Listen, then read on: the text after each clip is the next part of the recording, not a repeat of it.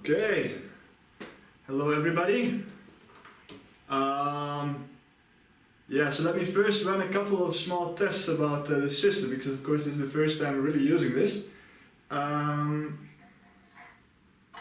If you can hear me, so I don't know, could someone actually write something in the chat to make sure that I have audio?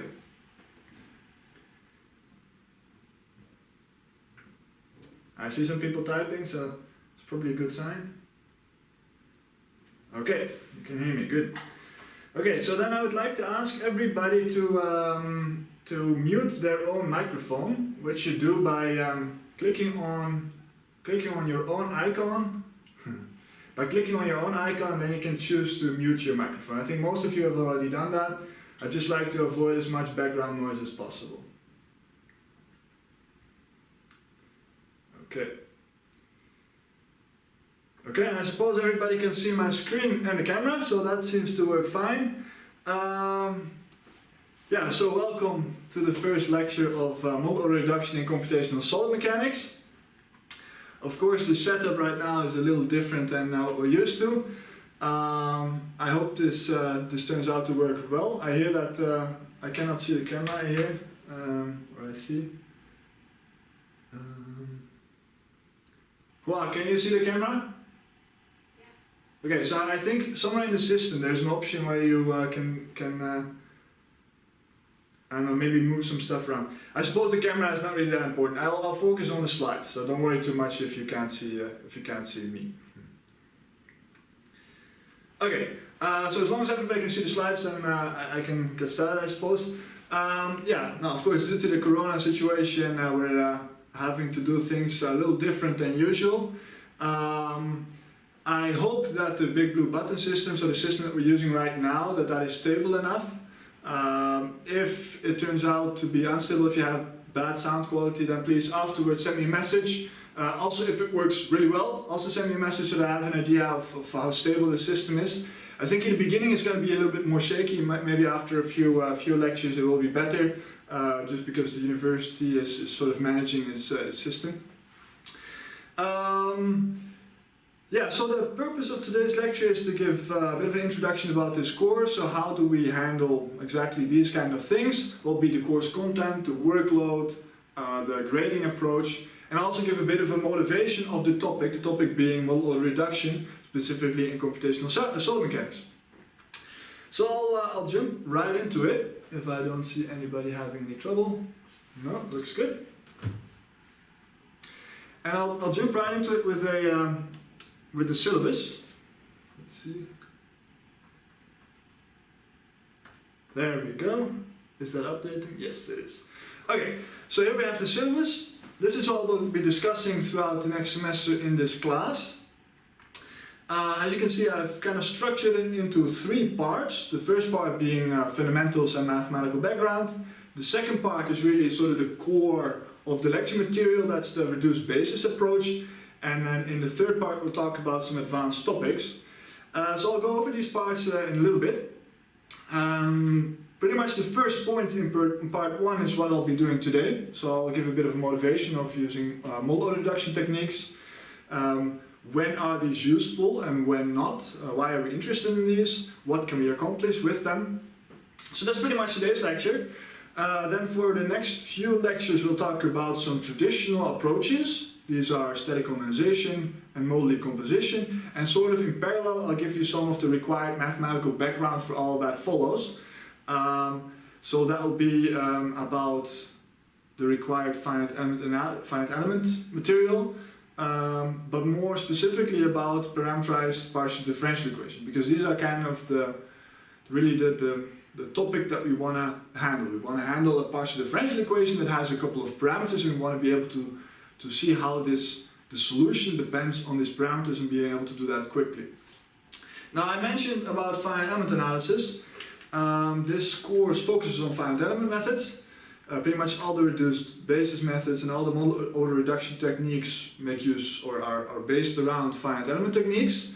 That also means that is required knowledge. So I expect that someone who's interested in taking this course has prior knowledge on the finite element method. And I'll talk about that again in a little bit once I talk about the workload.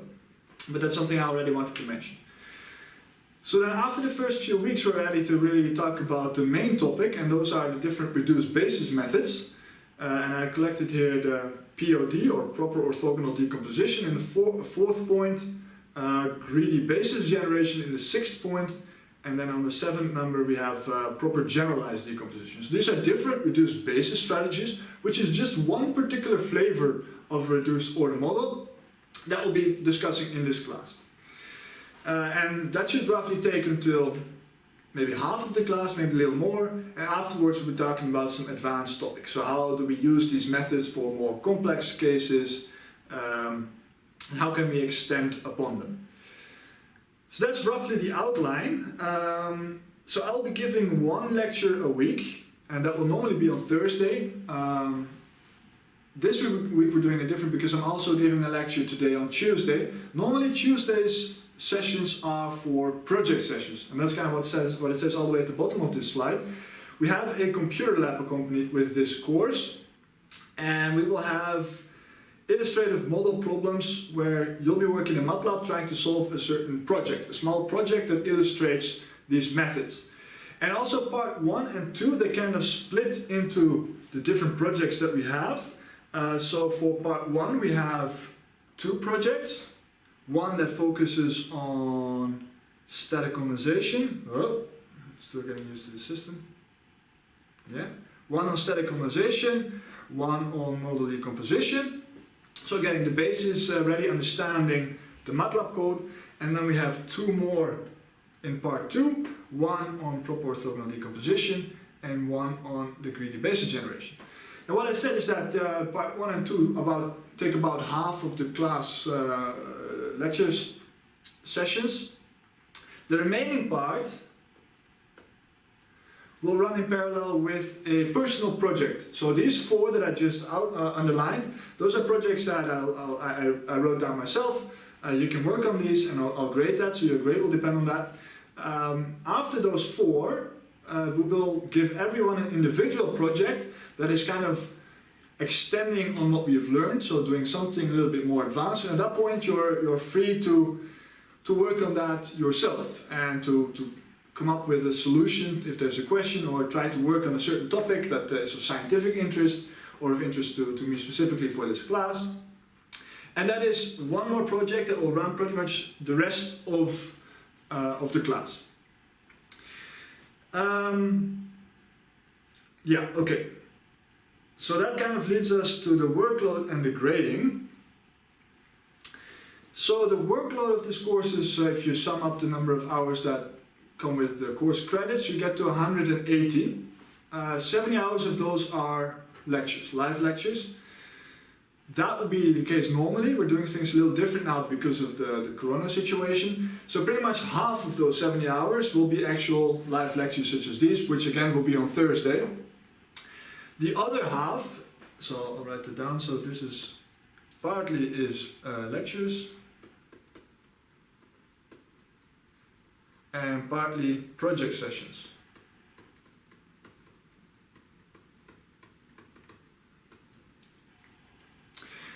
So last year we did these project sessions together in a computer room, and I would supervise, I would explain certain things. Of course we have to do things a little bit different this year, and I'm still working on the best way to set that up. Either I'll do this over Skype in a more personal situation, or maybe if the system works really well, we can still do this in Big Blue Button as well. But the idea is that I think I'll set up certain time blocks, maybe only 10 minutes, or pretty short, in which you can ask me a specific question on which you're stuck. Maybe you'll be able to share your screen so I can look at the code that you're working on, and I'll have 10 minutes to give you a steering direction in which you can work. So I suspect that's how we'll set up these project sessions. Those sessions, those 10-minute blocks, they will be on the regular lecture hours for the project session. So they'll be on Tuesday at 9 to 10:30. So I have, 9 blocks, which you can subscribe into. And I'll see if that works out. On top of that, I still have then another 110 hours of self-study, and in these hours I expect you to spend effort trying to understand the lecture material and to a large extent also work on these projects. So these projects are to a large extent your responsibility to work on that in that additional time. So these projects, they, as I outlined in the previous slide, they go really well hand in hand with some of the topics that I'm discussing. And I really think that these projects are the main teaching tool. Yeah, so the stuff that I'll talk about, it's complex, it's difficult to understand, and I really think that with these projects you'll go from purely theory underlined lectures into something that you have a practical sense of how this works. So I spent quite some time designing these projects, and I hope that will be a good learning tool for you as well. So as I said, the prerequisites for this class are a solid knowledge on finite element methods and continuum mechanics. That means that I expect from you to know how a finite element code works. So I expect that you have an idea of what numerical integration is, how you create an element stiffness matrix, how you assemble that into a large global stiffness matrix, how you apply boundary conditions. So that is all prerequisite knowledge.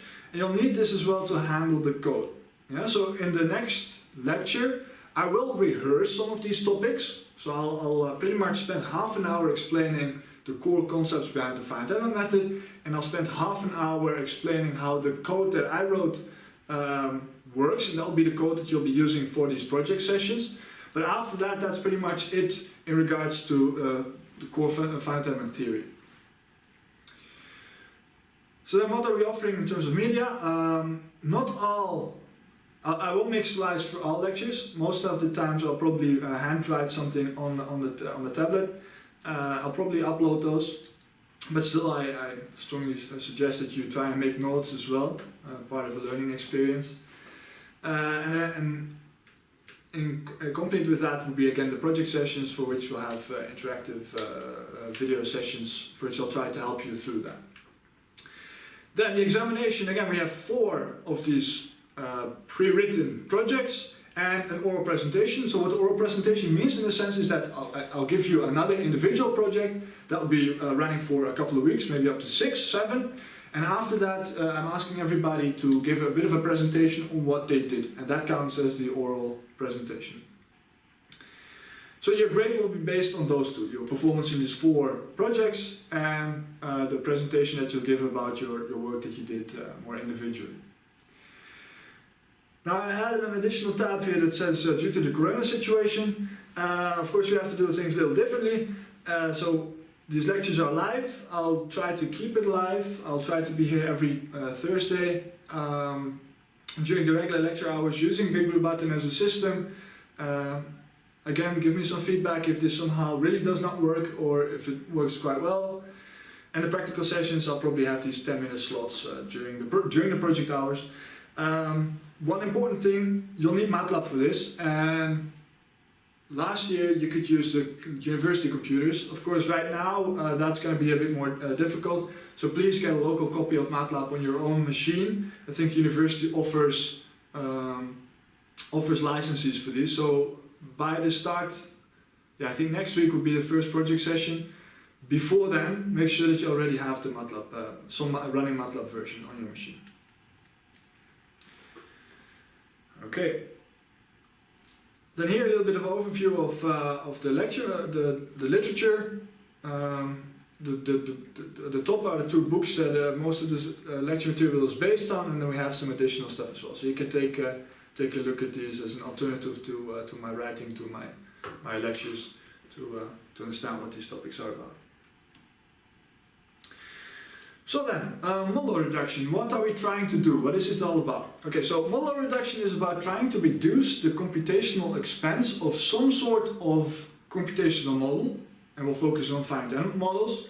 So we want to reduce the computational expense, but not only that, we want to do that while retaining its accuracy. Yeah? So if I have a finite element method with 1,000,000 elements, then I could easily reduce the computational expense by using only 1,000 elements, but that would destroy the accuracy, so that's not the objective. Now what we want to do is reduce the expense, reduce the number of degrees of freedom, for instance, while ensuring that we still retain a certain level of accuracy, a certain quality of our solution. So that kind of sounds like what we're trying to do is get the holy grail of computational mechanics, as I have here on the side. And that's of course not entirely true. We don't want to solve all the world's problems in this course, so there's a little bit of a catch. So we're not trying to create a holy grail. The catch is that we're separating this into two phases, and we're only trying to reduce the computational expense in one of the two phases. What I mean by two phases is that we have now an offline stage and an online stage. And again, also that quality assurance also on the online stage. So during some sort of online stage, and I'll talk about in a second what that means, but during some sort of online stage, during operations, we want to be able to do things fast and cheaply. Now we'll have to pay for that, and we'll pay for that during an offline stage, that will be beforehand. And during this offline phase, we're happy to pay additional costs. We might have to run highly expensive computations, we might need to have to use supercomputers for this, and this could take hundreds or thousands of hours of runtime. And we'll do all of that during the offline stage, such that during some sort of operations online stage, we'll be able to use the information that we created beforehand to now quickly get results on the fly during operations. So that means that we either have to use very few degrees of freedom here, or that we have some sort of lookup. So different techniques in this sense, but that's the core idea. So really, we want to reduce the computational expense, and we're doing so by splitting into offline and online.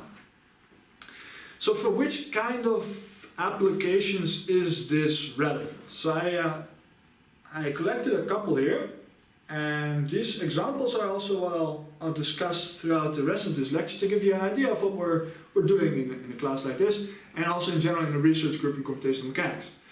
So one example where you might have this, naturally have this split into offline and online, is during some sort of design optimization.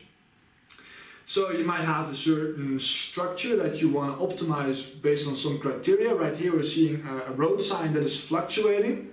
So you wanted to reduce the amount of fluctuations in this road sign structure, and I'll talk about this example in more detail in a second. And in order to do so, we go through multiple iterations of a design. Now the way that we set this up last year or 2 years ago, we did actually not make use of reduced order modeling, and that's why I'll highlight why we could have done this. And that means that every optimization was rather expensive, and we were limited in the amount of optimization steps that we could do. Now if instead we had used a reduced basis method, a reduced order model, where in the offline stage we would have spent some computational effort, then during the online stage we could quickly test multiple new designs and iterate into some sort of optimal design. So that's one specifically. That's a major use case. There are others. Another example would be any kind of multi-query problem. For example, here we have an example of a multi-scale problem. And again, I'll also talk about this example in more depth later. But the idea here might be that we have some complex material. In this case, this is a stalk of a plant. And this material is highly dependent on its micro scales. So in order to be able to model this problem as a whole, this plant as a whole, we need to take into account its microscale behavior. And in order to do that, we would have to do this at every single point in this core scale structure, or in the global structure. There will be many queries, many points that we have to evaluate the material properties, and each material property might have some computational, we need to do some computations to obtain what the material properties are at that point. So we'd have to compute the fine scale or the material parameter at many points, and again, a reduced order model might be useful in order to be able to do this really quickly. And the third example is if we're talking about near cyclic behavior. So I have here some engine parts and a wind turbine, and then we find that the way that these systems are loaded is cyclic, and that means that if we want to compute something based on these systems, then the load path through every single cycle is going to be very similar. So having to compute the complete model every single time step of every single cycle has some redundancy in it. We can use the results from every previous cycle to get a good idea of what the next cycle is going to be, and use that in some sort of reduced level. So this, in a very quick glance, are three cases in which a reduced order model might make sense. So we're talking about examples of a design optimization, many query, and cyclic behavior.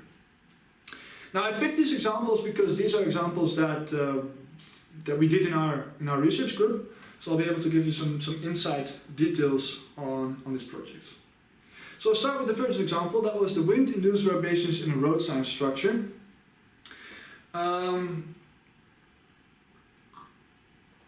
So this was a project that we ran when myself and Professor Schillinger were still in Minnesota. So I lived there for about close to 4 years, and during those 4 years, muted. We can't hear you anymore. I get the information that I'm muted. And the quality is a bit. I think Big Blue Button makes a problem.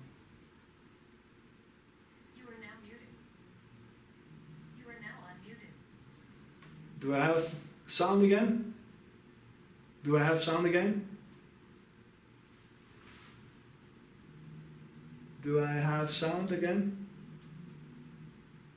Wow. Okay. Okay, good. Sorry. When did my voice drop?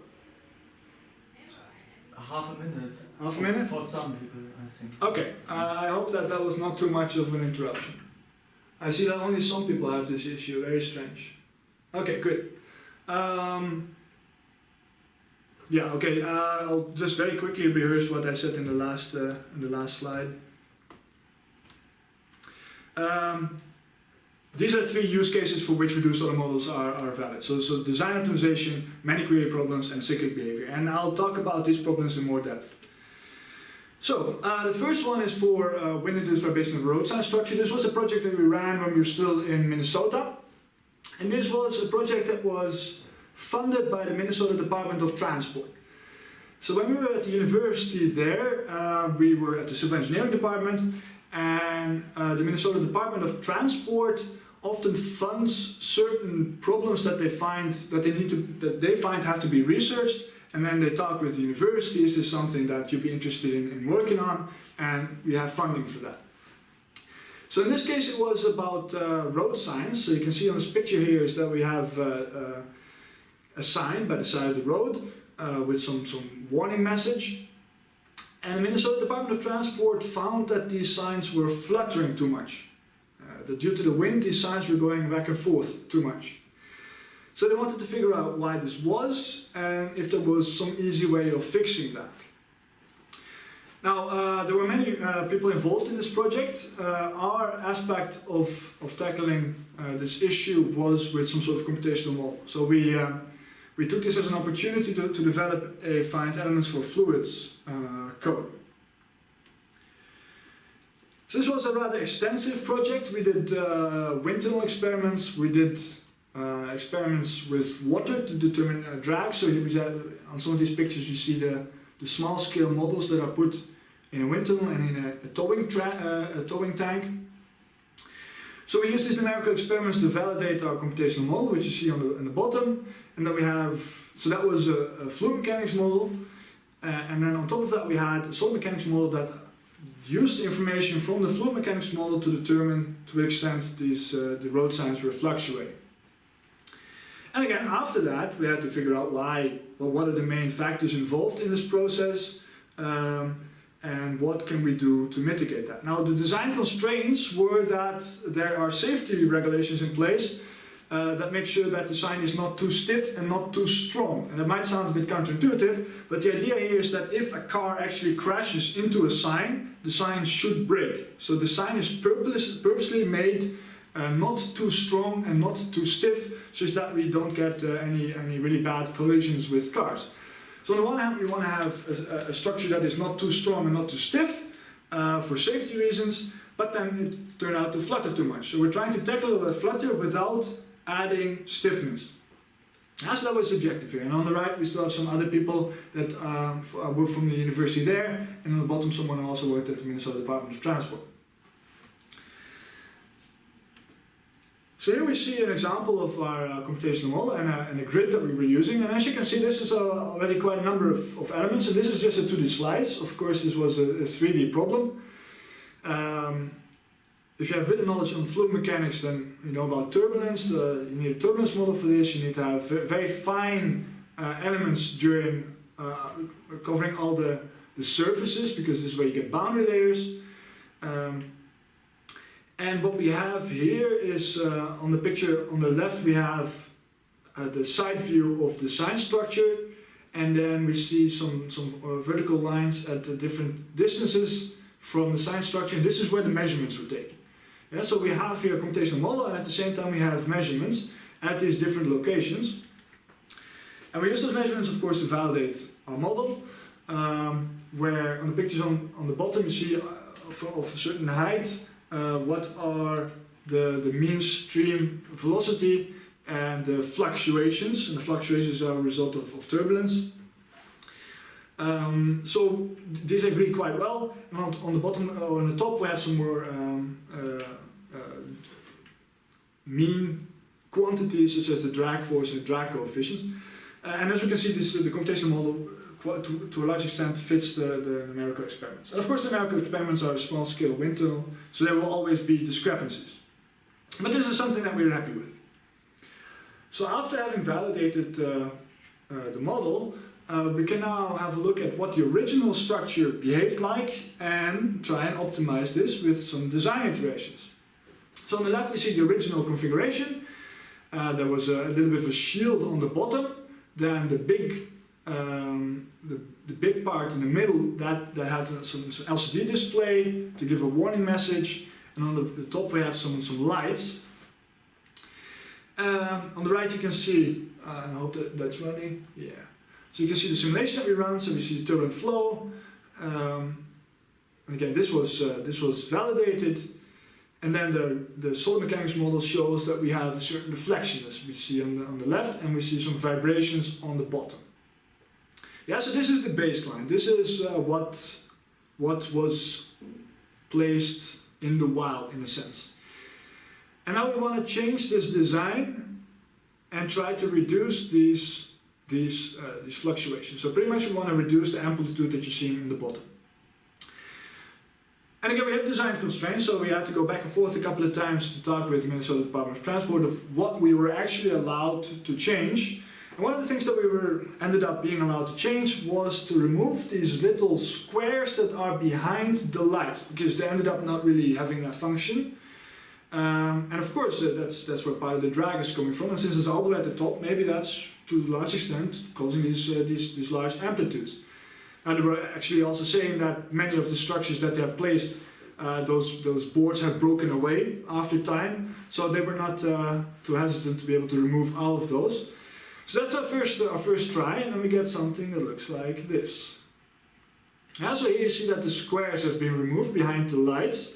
Again, we have to run the complete model, complete fluid mechanics sets of equations. We have to get the forces now on the sign based on this computation. We have to apply those on the solid mechanics application, and through all of these steps, which cost a lot of computational power, we find that it's really not decreasing that much. This was not a huge factor. As you can see on the red overlay here. Yeah, it was just a relatively mild change in amplitude. So this is not something that we were too happy with just yet. So back to the drawing board, and the thing that we came up with after that is to add sort of a curvature around the sign. Yeah, add a sort of a flap. So we create a new model, we run the new simulation, and as you can see now from the color on the top right picture, the amount of disruptance in the flow is already quite a bit less, which is a good sign. And indeed, if we then sum up all the forces on the structures, put that on solid mechanics computations, then we see that this was actually a major difference. This caused a major difference. And we see that the amplitude is decreased by a factor of 2 to 3. Yeah? So here we did 2 design iterations to come up with something that we were happy with. Okay. So and then these were the results where we have the different the original structure here and the first and the second modification where we find some of the key results. So we found that the mean drag force was actually reduced in both already with the first modification by quite a bit. This was not reflected as much in the deflection as we saw in the earlier figure. By adding that extension, we could reduce the drag even further and now have a really strong reduction in terms of amplitude. So these were two design iterations that we had to do. And how much did this cost us? Well, in order to determine the low frequency behavior of the sign, so the thing that takes a lot of time, the slow motions, we have to compute over a relatively long time. You cannot just compute 1 second and extrapolate from that because that doesn't give you enough resolution in the low frequency range of the behavior. And it was to a very large extent exactly that low frequency behavior that causes the sign to sway. Now, if I'm not mistaken, then we only considered one single case of flow direction, namely a head-on wind.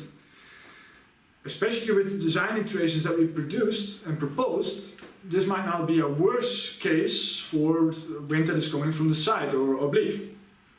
So in order to give a really extensive set of results on this, we would need to simulate many different cases, not only the wind angles but also the different wind speeds. Different wind speeds might have different shedding frequencies, which might also be better or worse for some of the designs. And each of the simulations that we did, we had 15 million degrees of freedom.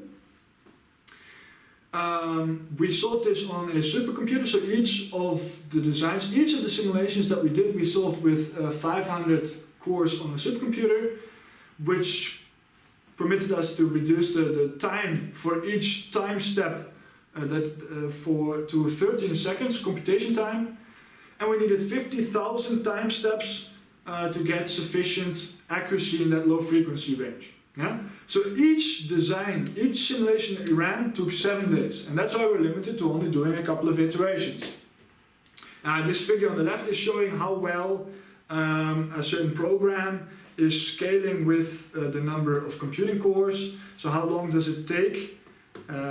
You want a linear rate here. You want, if you use twice the number of computing cores, that the simulation is taking twice as short.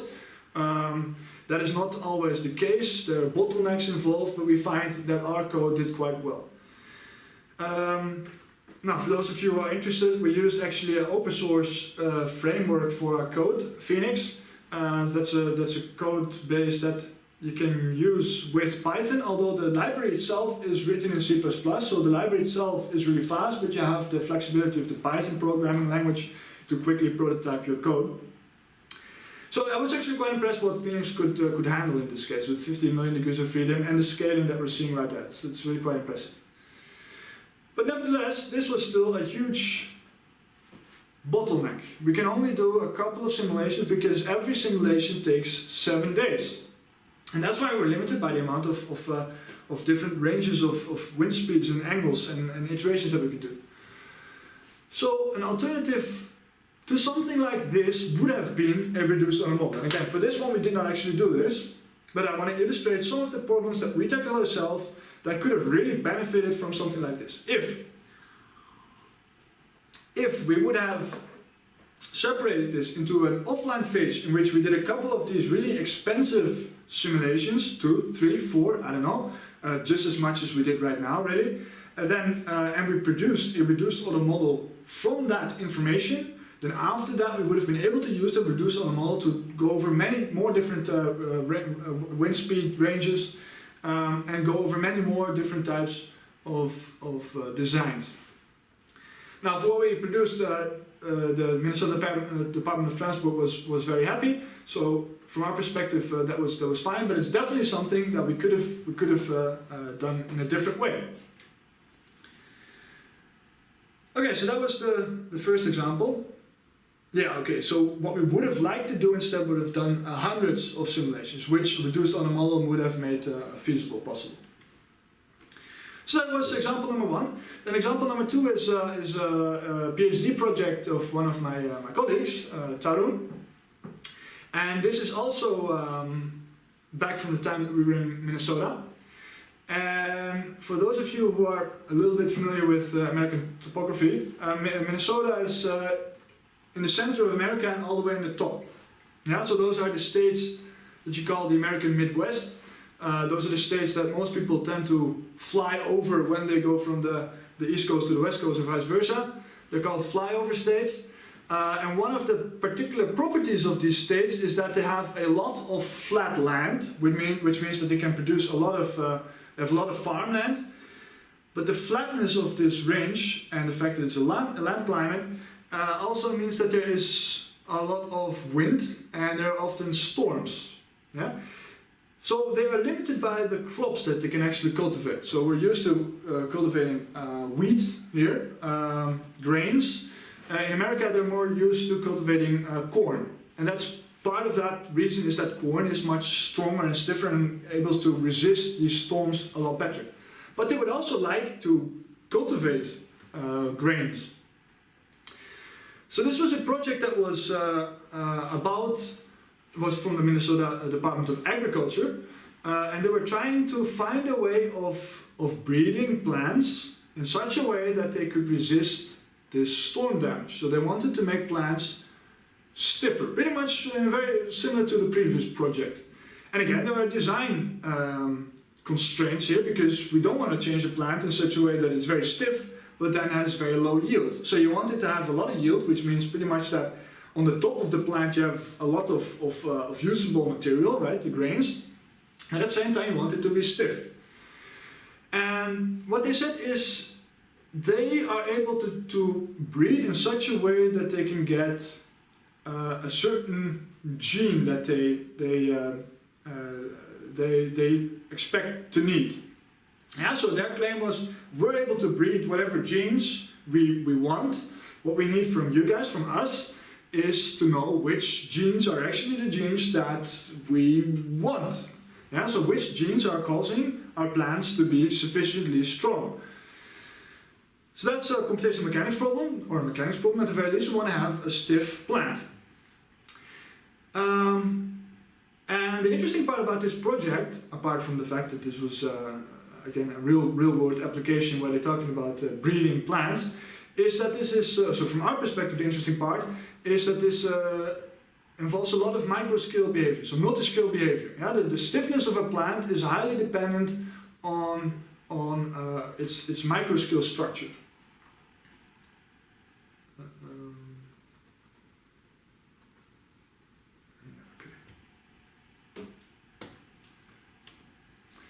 Yeah, okay, and the goal of this project was to identify the traits. Traits are what you call these behaviors of the results from genes via the modeling of the material and the global behavior of the plant as a structure. Okay, so how do you go about modeling something like this? What is the physical system here? So on the left we see the cut through of one part of the plant, one stalk. And you see that there's already a strong variation from the center to the outside, so there's different regions in that plant. And we have some microscopy imaging of this. And the idea is that we want to simulate now pretty much that global picture, the picture on the left, while taking into account all that fine scale, the way that the plant itself optimizes itself in the fine scale behavior. And the reason why we want to do that particularly is that that's where the genes have effect. The genes might affect the certain amount of a certain material that it produces, and is the material beneficial or not? That's what the micro-scale behavior should dictate, and that's going to affect the core scale, the large-scale, global-scale behavior of the plant. Yeah? Okay, and the premise here is that the failure of the plant is structural failure, so it's buckling. Yeah, with too much wind load it would buckle, and that's the thing that we want to make it resist. So we want to have some buckling resistance that follows from microscale, nanoscale results produced by changing the genome of the plant.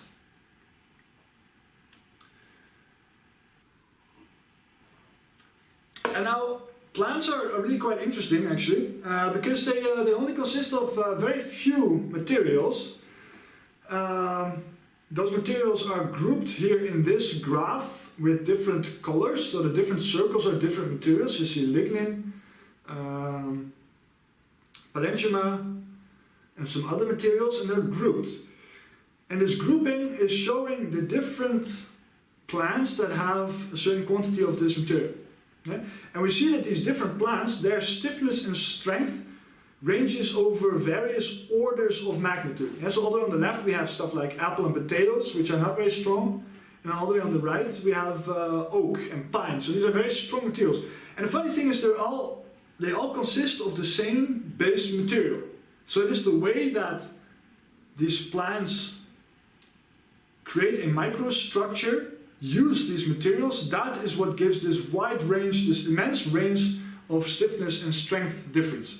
So this really tells us that we have to look at the microscale behavior of this material. Now there's quite, okay, so what does that look like if we zoom into these plants a little bit? So all the way on the right we have a cross-section of the rim of a plant. And we find that these consist of many different tubes. We can zoom into these tubes to get to the different cells. And also the different cells are made of different materials and are encapsulated by different materials, which are certain fibrils. Again, these fibrils are composed out of microfibrils, and only after that do we get to the molecular level. And each of these stages produces the final strength and stiffness result of the plant all the way on the right.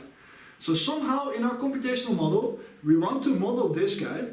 We want to determine the structural stiffness, structural stability of the plant all the way on the right, while taking into account all this behavior, because this is the behavior that we can affect by changing its genome.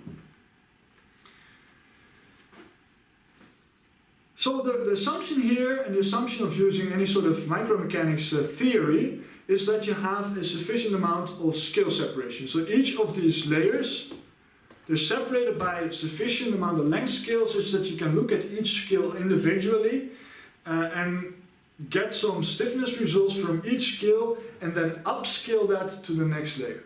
Yeah?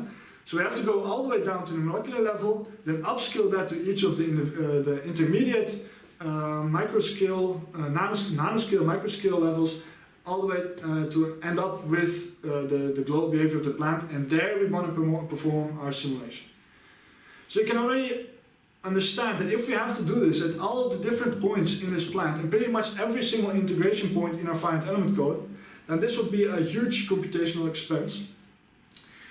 So I'll propose two ways of tackling a problem like that. So first is sort of an analytical way, and you could also call that a model or reduction way. So we're trying to analytically take into account the effect of all these scales on the global scale.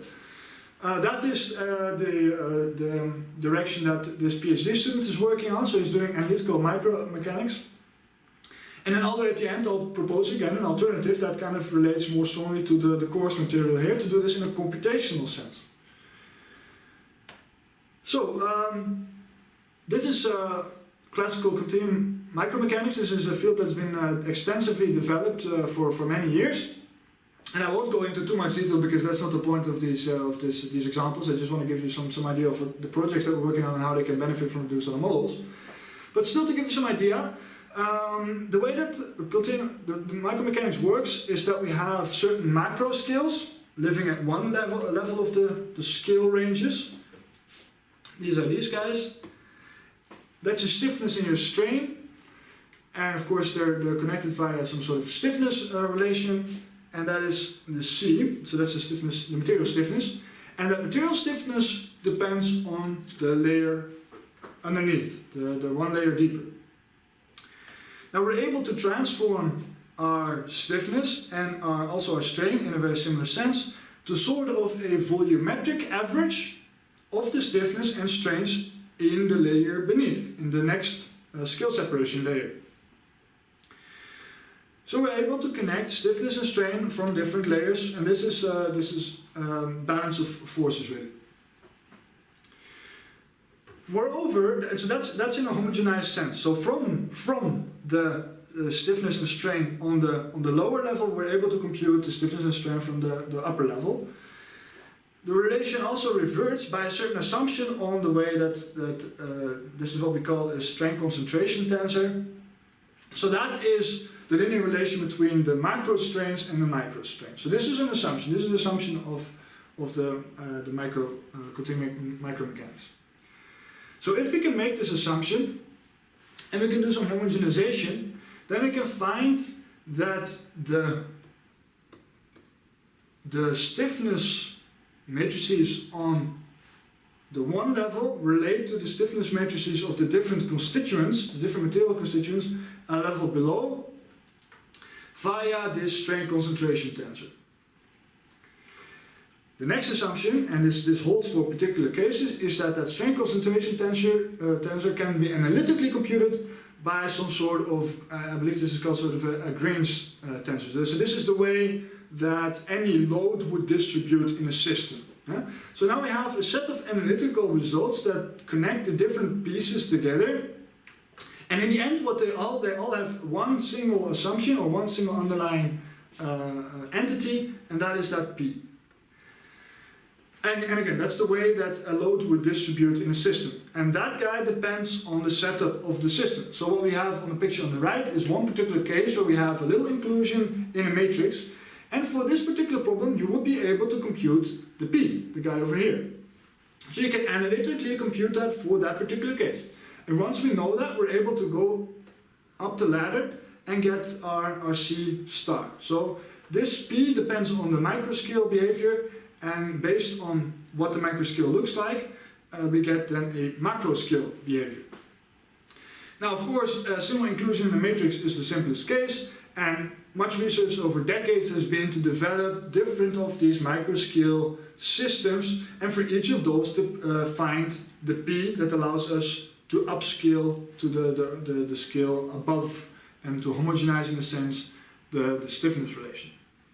So many people have worked on getting these different Green's matrices for different microsystems. So this is what classical continuum micromechanics is about, and this is an analytical way of model reduction. Because once we have an analytical expression for that P, we're able to upscale our results. So how does that fall into the framework of this plant? Here we see the different, I think these are the three different layers of depth that the student is focusing on. And for each of these layers, he produces a certain microstructure. He makes certain assumptions on what this part looks like, such that he can obtain that P and upscale to the layer above it, the stiffness and strength relationships. Yeah? So the input of the model at this point is, in the end, only the material parameters of the lignin and the hemicellulose, which is the material that lives all the way at the deepest scale level. Once he has some core results for that, and he has imaging data for the different scales above it, he knows how to upscale all the behavior and get the global stiffness behavior of the material. And it turns out that this has been, we have also experimental data associated with this for bamboo. So he compared his micromechanics model with the experimental data given for bamboo. So this will be, for instance, one of the results that he has for bamboo is the imaging data.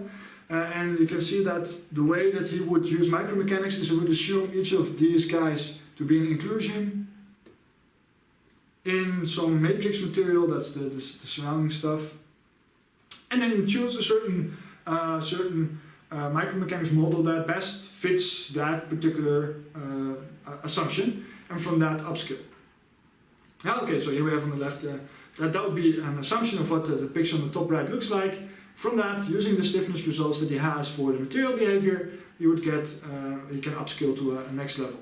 Yeah, for this particular guy, he used the Tanaka scheme to upscale.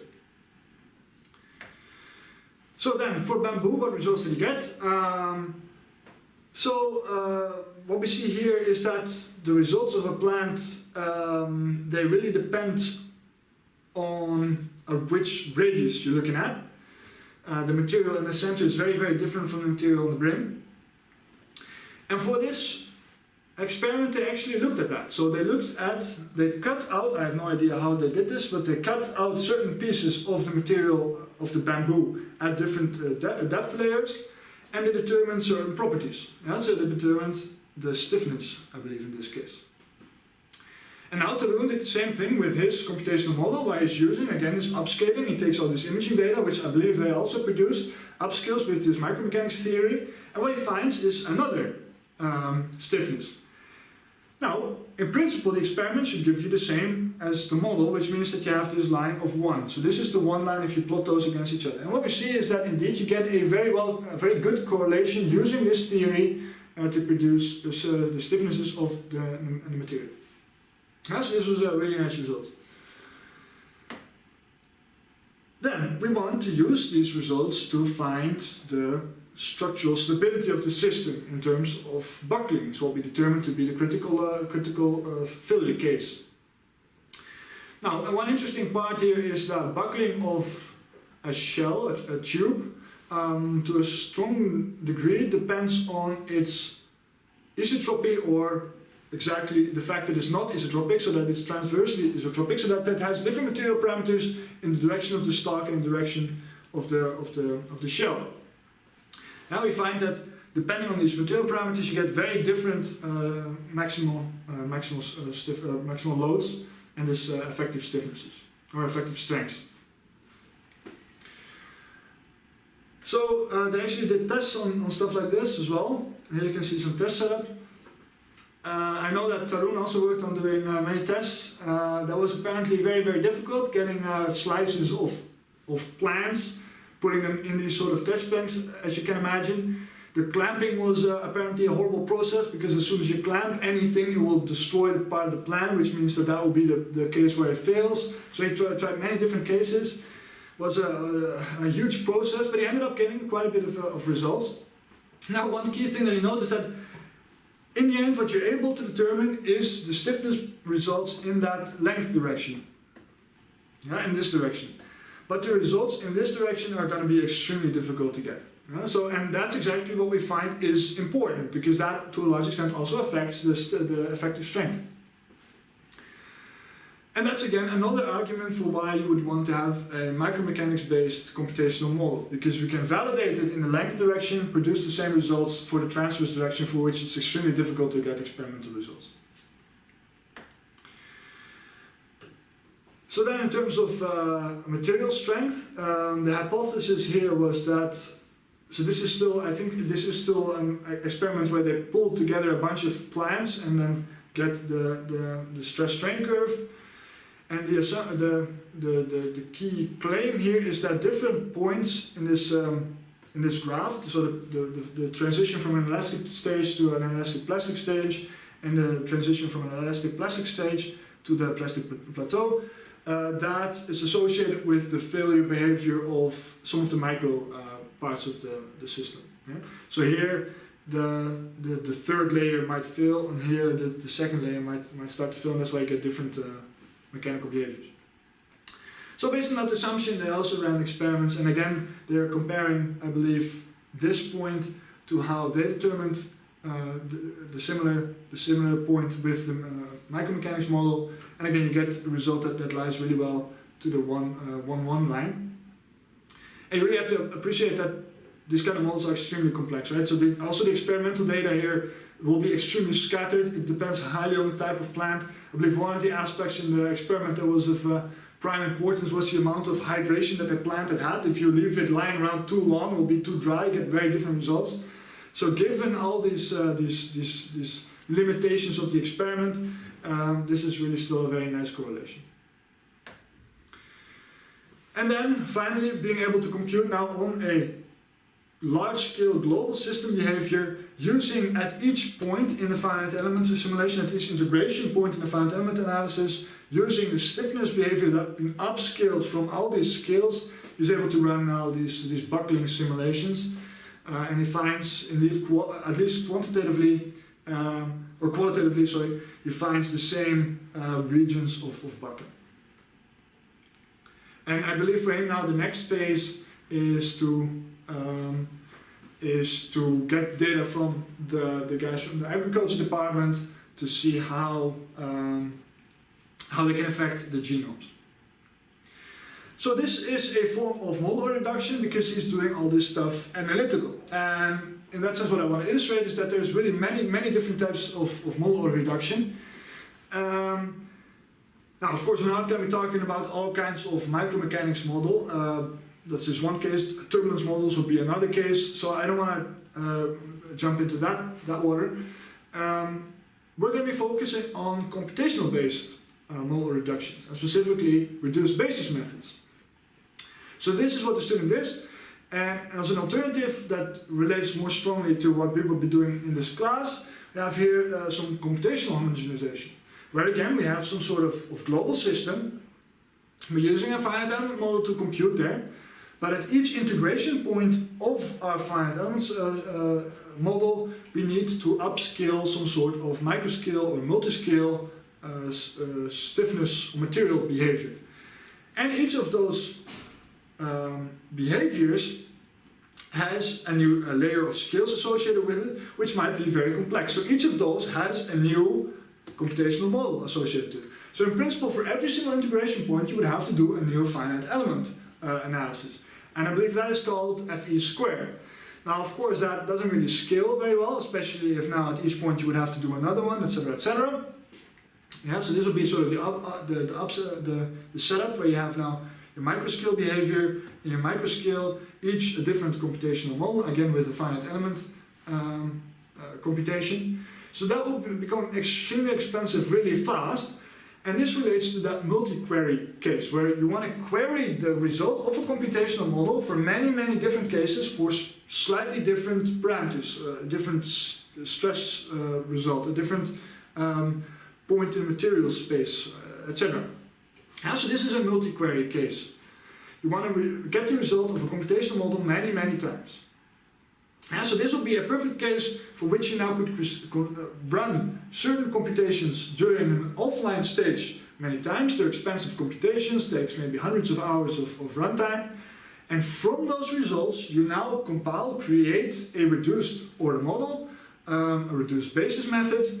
And after that, during the online phase, at which you want to compute now the global behavior of that system, at each point you only solve now a reduced model reduced order model of the material behavior.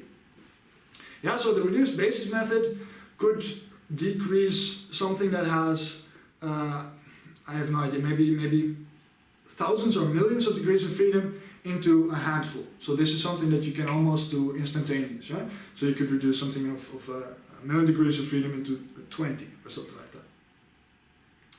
So that really relates strongly to the types of topics that we'll talk about. Then, one more thing that I'd like to illustrate. This was a project that was recently finished. So this is from Shadi. Shadi finished his PhD a couple of months ago, and he was doing fatigue damage computation. Yeah, so this is the examples where we're having a certain structure that is loaded in a sequential repeated sense, a cyclic load, and over many iterations it starts to develop damage, it starts to develop fatigue, and at some point it will break. And this strongly relates to model reduction in the sense that not every cycle is going to be completely different. So we might use information from previous cycles to reduce the expense of the next cycles. Yeah? I think the focus of his application was that he used PGD, proper generalized decomposition, as a reduced basis method for this. Yeah? So that's kind of illustrated here, very conceptually, that each of the simulations might fluctuate a little bit, but in principle they all live in a very small, low-dimensional subspace. Yeah? And this is the kind of theory that we'll be talking about, these low-dimensional subspaces.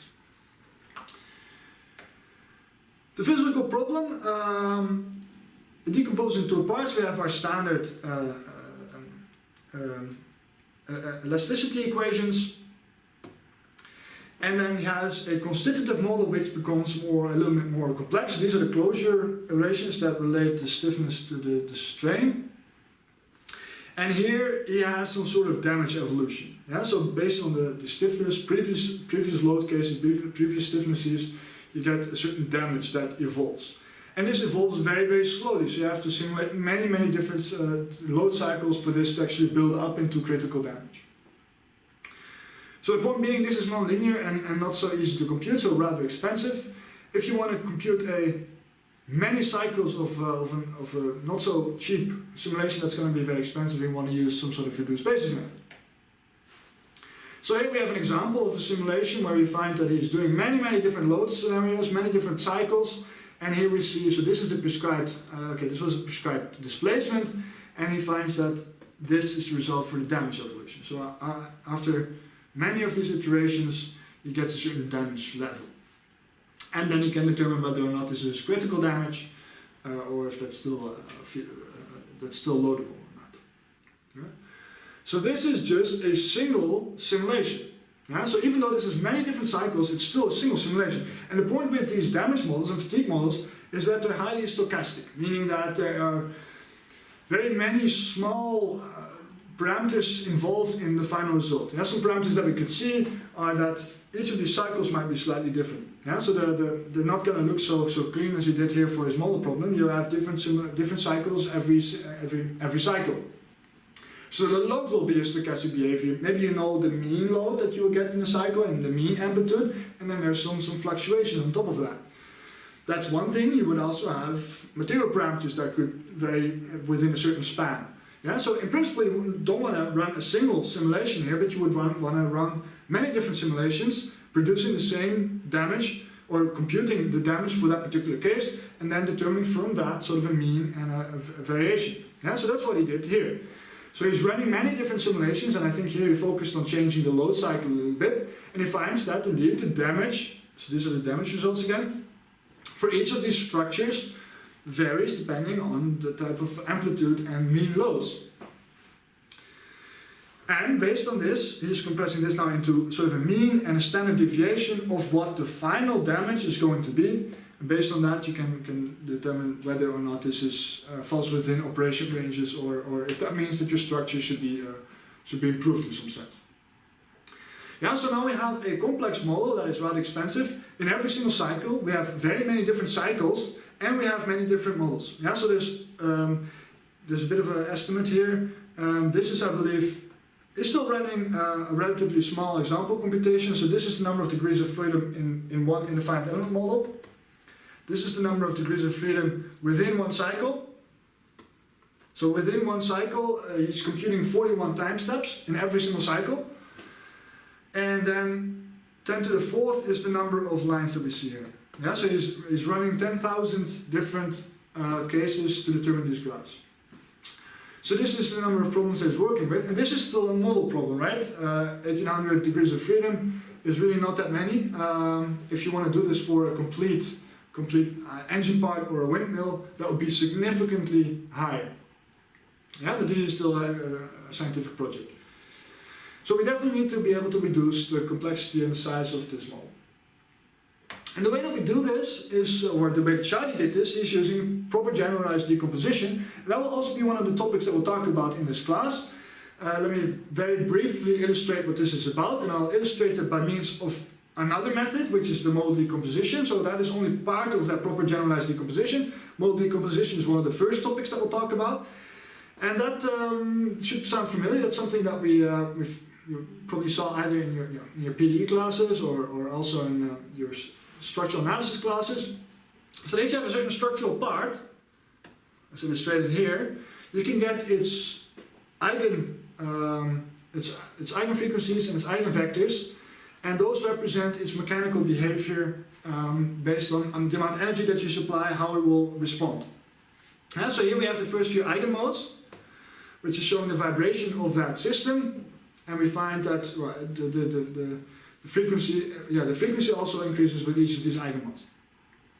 And the premise at that point is we don't really have to compute 100,000 eigenmodes in order to determine the structural the resonance of the structure. We need the relevant ones, and in most cases those are the lowest ones. That's the way that the structure will behave as a whole. That's the way it will sway. So in this picture, what I did is I only used, I believe, the ones that are illustrated, I used 4 eigenmodes to determine the response of that system. Yeah, so that's model decomposition. Is one of the first things that we'll talk about in this class. That's only part of the story when it comes to proper generalized decomposition. And then it's pretty much this part of the story, which is again somewhat of a cryptic picture, which we'll learn to understand. The idea is again that you have the real solution state of your finite element computation at every different time step consists of many different degrees of freedom in x, y, z direction, or maybe also in the time direction. But the idea is now that there's only a couple of those that are relevant. Yeah? And that is how you do a low rank approximation of the complete behavior of your system. So you're not going to take into account every single point in your system, but you'll take it into account in this generalized sense. That we're only taking account of the eigenvectors, and eigenmodes. Yeah, so that's only a number. That's one way of reducing the order of the model. Now, the way that PGD works is that you're going to separate space and time. You're going to say that each of these modes, each of these spatial modes, is associated to a different behavior in time. And that's also the case for model decomposition. Each eigenmode has a different eigenfrequency associated. Now, for these complex cases that Shadi was considering with nonlinear material behavior, it won't be a simple frequency in the sense of what I plotted on the left, but you might have a slightly more complex temporal behavior. But still we'll assume a separation. We'll assume that each of these modes, illustrated here, has a new temporal response associated to it.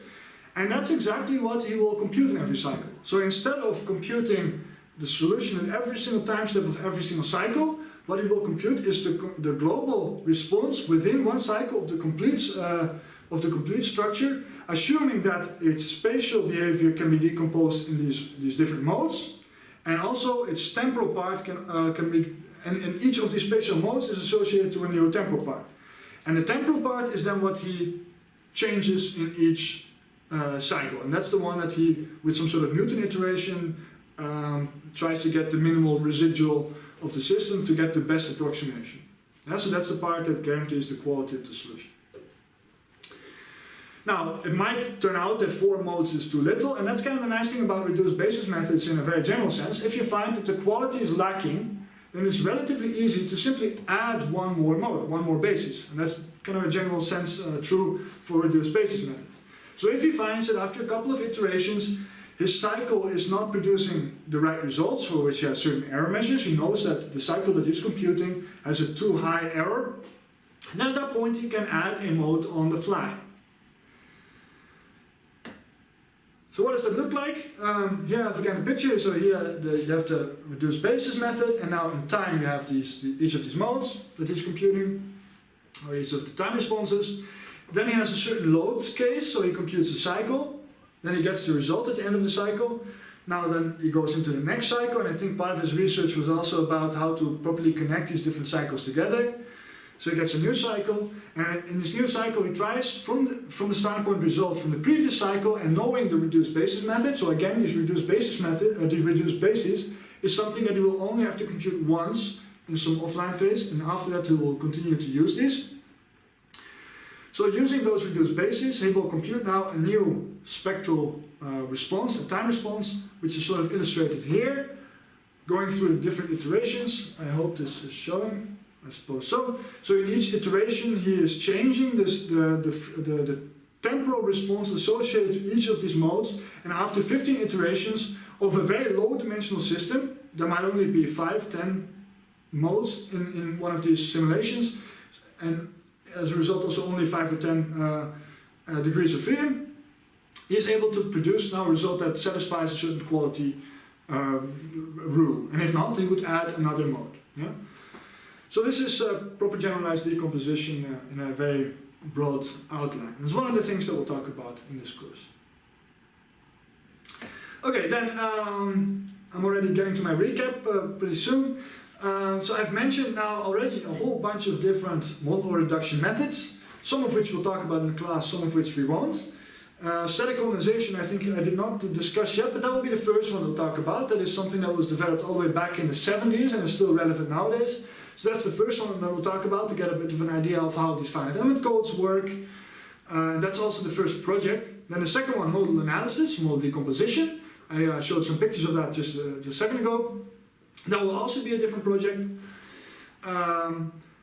That also very strongly relates, in a sense it is a reduced basis method. So then we'll talk about reduced basis methods and natural transition, where we're talking about two different approaches of determining these bases, namely proportional decomposition, POD, and with some sort of greedy basis generation. And as another method, I'll talk about this PGD, proper generalized decomposition, in a bit more depth than what I did so far. Yeah? Now, that is not the whole list of model reduction methods. There are many, many more. We already saw an example of physical model reduction, yeah, where Tarun was using analytical micromechanics models to upscale his stiffness results. That's the physical model reduction. In a sense, it's a way of homogenization. Also, turbulence models would fall in that class. And there's really a huge list. Of course, model reduction is sort of a grouping term. Yeah? But we'll focus on these guys in the course. Then, and this is the last slide. So in summary, model reduction techniques, and I took this from lecture notes from someone else, which I would also encourage you to look at. There's a lot of reading material online. Model reduction techniques that do not replace your favorite discretization scheme, such as finite elements, finite volumes, or finite differences, but instead they are building upon these and supplementing these methods. Yeah? So the PGD example, he was using a reduced basis method, he was using these model decompositions, but he was still doing that in a finite element framework. Yeah? So it's still based on finite elements. The offline phase is also all about computing finite element results that we can use during the online phase. So we're not developing a completely new computational method, we're using the stuff that we know and have developed for decades. Yeah, so they're extending on these. And secondly, also an important point, reduced basis methods, reduced order modeling techniques, they are not useful if you're interested in a single high fidelity solution of your high dimensional problem. So if you're interested in, if you have a certain physical problem and you need to compute one solution once, then reduced basis methods are not what you want to do. Instead, what you want, when you want to use stuff like this, is if you're interested in many query or in a real-time scenario. Yeah? And I didn't really discuss the real-time, but as you can think, that might also be an application. If you have, I think they might actually be using this already in the aerospace industry, where they are in real time determining the behavior of the flaps and the slats of the wing based on the incoming flow. So at each point they're computing how the aerodynamic response of the complete aircraft will be based on a certain input on the ailerons. Yeah? So that's an example for real time where you on the fly have to compute what the response of the system will be, which might be a terribly complex system, but you're using reduced basis method, you'll be able to compress that into something that you'll be able to do very fast. Okay, and I think that's what I had for today.